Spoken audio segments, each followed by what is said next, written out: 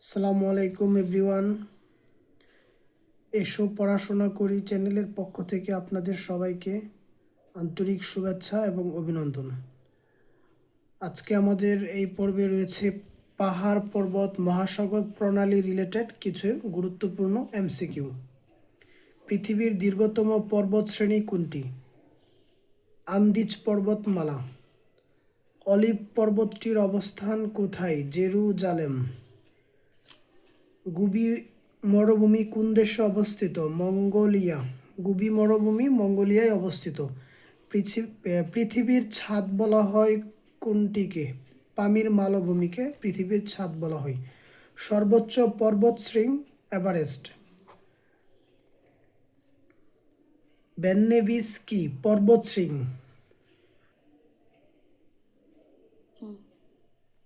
ব্যান্নেবিস কি পর্বতশৃঙ্গ?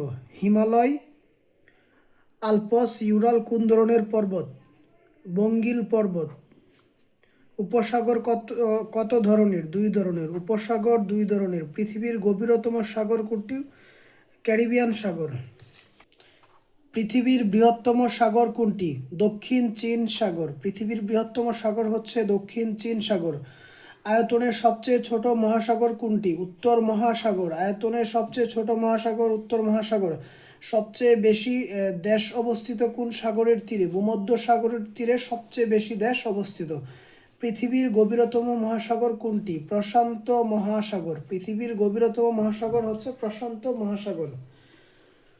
সোলোমন দ্বীপপুঞ্জ কোন মহাসাগরে অবস্থিত? প্রশান্ত মহাসাগরে সোলোমন দ্বীপপুঞ্জ অবস্থিত।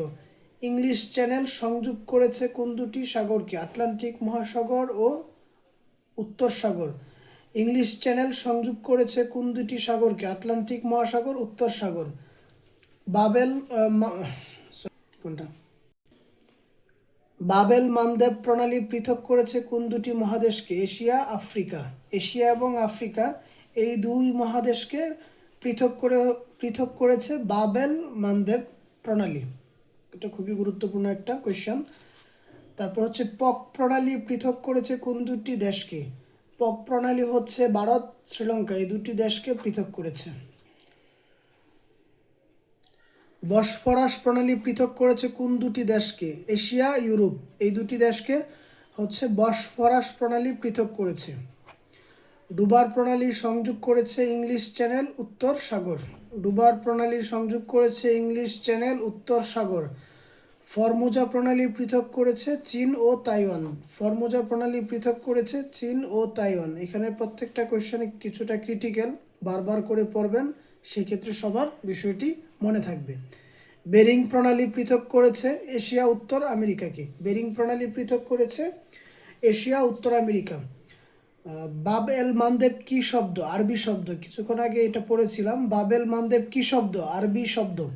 ভূমধ্যসাগর ও আটলান্টিক মহাসাগরের মধ্যে কোন প্রণালীর অবস্থান? জিব্রাল্টার প্রণালীর অবস্থান। ভূমধ্যসাগর ও আটলান্টিক মহাসাগরের মধ্যে জিব্রাল্টার প্রণালীর অবস্থান। ডেড সি এর পানিতে লবণের পরিমাণ কত? 23 থেকে 25%। ডেড সি এর পানিতে লবণের পরিমাণ হচ্ছে 23 থেকে 25%। গ্রিনল্যান্ড দ্বীপটির মালিকানা কোন দেশের? ডেনমার্ক। গ্রিনল্যান্ড দ্বীপের মালিকানা হচ্ছে ডেনমার্ক।